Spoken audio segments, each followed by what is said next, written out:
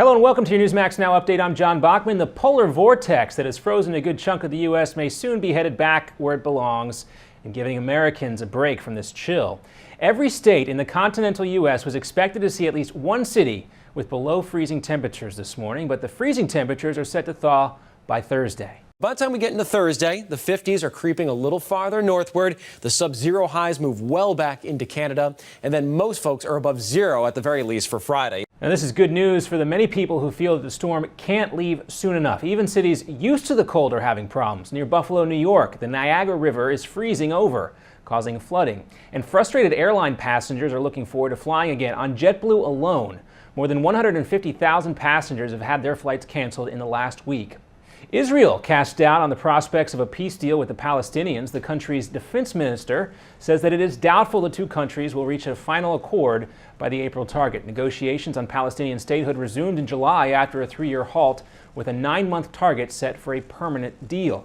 The U.S. is trying to broker a framework of general guidelines before wrapping up his 10th visit to the region on Monday. Kerry said that the two sides were making progress, but there is still a chance of an accord. Dan Shapiro, the U.S. ambassador to Israel, said Tuesday that Kerry would return as soon as he could to discuss the issue with Palestinian and Israeli leaders.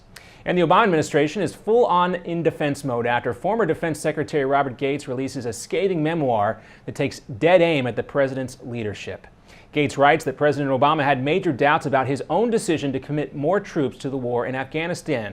Gates also says White House staffers were the most controlling he has ever seen since Richard Nixon and Henry Kissinger.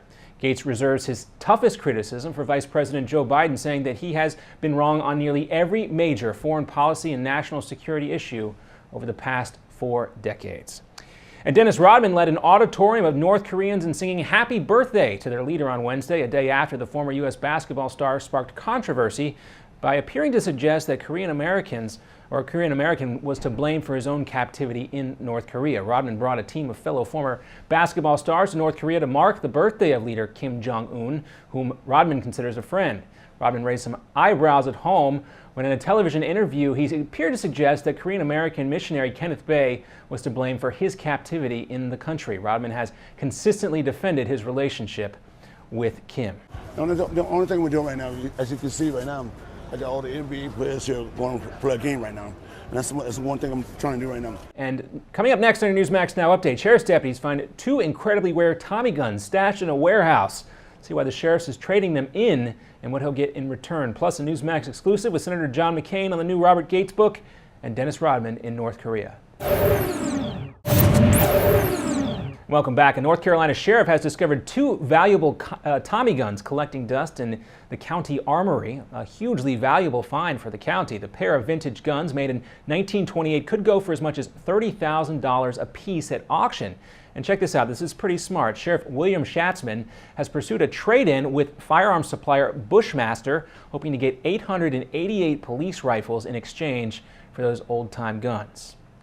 And during a Newsmax exclusive, Senator John McCain, one of the most respected authorities in the Senate on foreign policy, weighs in on the whole Dennis Rodman and North Korea ordeal.